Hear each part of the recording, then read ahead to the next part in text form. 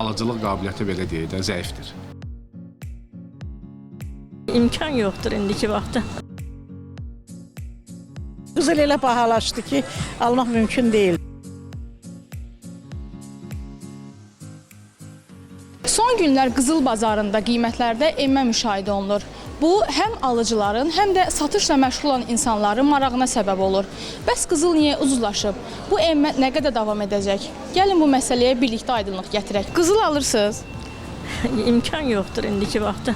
Vaxtında amma olub. Müəyyən səbəblərə görə itirmişəm o qızılları. Qızıl çoxdandır mən almıram, yəni əvvəl almışdım. Qızıl elə bahalaşdı ki, almaq mümkün deyildi.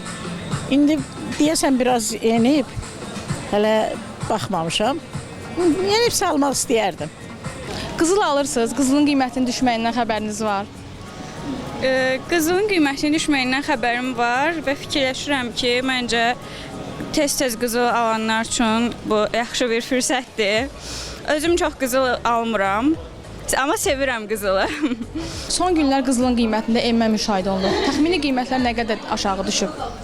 Hal-hazırda dünya bazarında qiymətlər aşağı endiyinə görə hal-hazırda bizdə də enmə müşahidə olunur.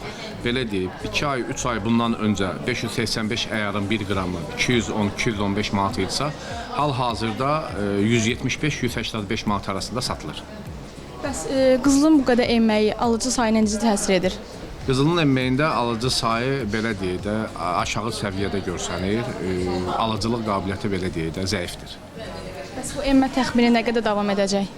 Enmən nə qədər davam eləməyində hətta biz özümüz bilmirik. Çünki bu enmə, qalxma dünya birjası ilə müşahidə olunur deyənə, yəni bizdə də dünya bazarı ilə qiymətlər tənzimlənir. Çox vaxt sosial şəbəkələrdə, mediada qızıl unsiyası dünya bazarında 1-2 dollar aşağı düşən kimi bir hadisə kimi şok qızılda endirim var falan belə deyilir. Bunda müştərilər təbii ki görür sosial mediadan falan xəbərlərdən və hamı gəlir ki qızıl düşüb. Yox, yəni şəxsən biz özümüzdən deyə bilərik ki 1 dollar, 2 dollar unsiya qalxanda, düşəndə belə qızıla o qədər təsiri yoxdur. Biz onsuz da müştərilərimizə daimi münasib qiymətə əlimizdən gəldiyi qədər endirimləri edirik ki, yəni onun o 1-2 dolların müştəriyə heç bir adiyyəti olmur.